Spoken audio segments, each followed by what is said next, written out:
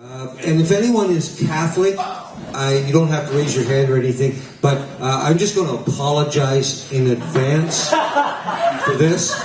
But I blame it on the Sambuca, because Sambuca is an Italian liqueur, and that kind of took me in the Italian direction.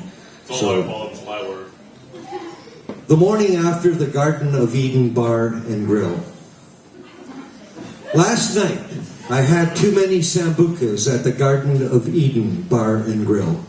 White Sambucas, bright red Sambucas, deep blue Sambucas. Mostly the syrupy, slap you in your face blue Sambucas. I had so much Italian liqueur that I thought I saw white smoke billowing out the chimney from the conclave of a mini Sistine Chapel located in a former parking lot beside a downtown radio station in the town I was visiting. Now this was news. I was now Pope Roberto I. And the bartender who said I could kiss his ass before I got another drink was singing a different tune, and he now wanted to kiss my ring. Meanwhile, I was doing Pavarotti karaoke upside down beside the bar. Volare, oh oh, cantare, oh oh oh oh. Now blue, de pinto de blue, feliz de stare lassù. The bartender said, with all due respect, Your Holiness, you sound more like Topo Gigio than Pavarotti. I said, Topo who? And he said, Topo Gigio. You know that little rat bastard Italian mouse puppet that used to fuck up the flow of the Ed Sullivan Show right between the Acrobat and the Rolling Stones? I said, if you're too young to know what I'm talking about, I apologize, but Google this, all right? Topo Gigio. I said, oh, that Topo Gigio. Well, that's a bit sacrilegious comparison, don't you think? You'll be damn lucky if I don't call the Spanish-type Inquisition right here and now.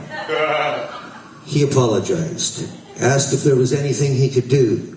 I told him I was going to let him off easy.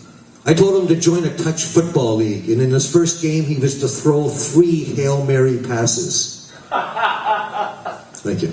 And in the meantime, he could put on some Tony Bennett, because I was just getting warmed up. He said he had no Bennett, but he had some Sinatra. And I said, that'll do. And for the next hour, I pretty much had it my way.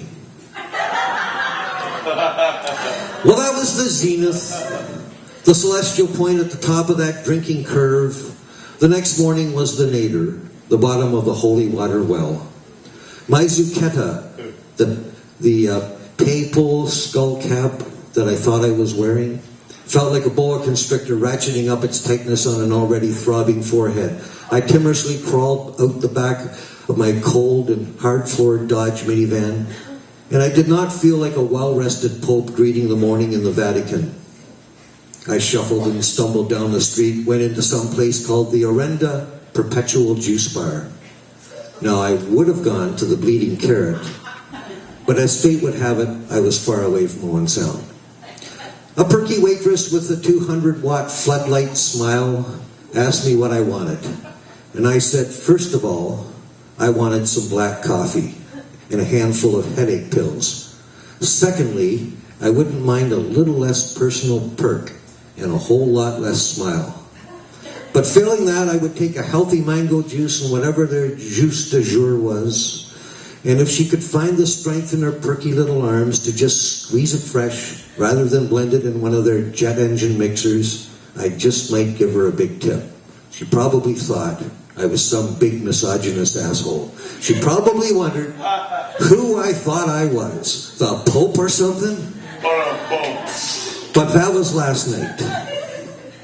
Today, I felt like Adam with a hangover from the Garden of Eden Bar and Grill. Thank you very much.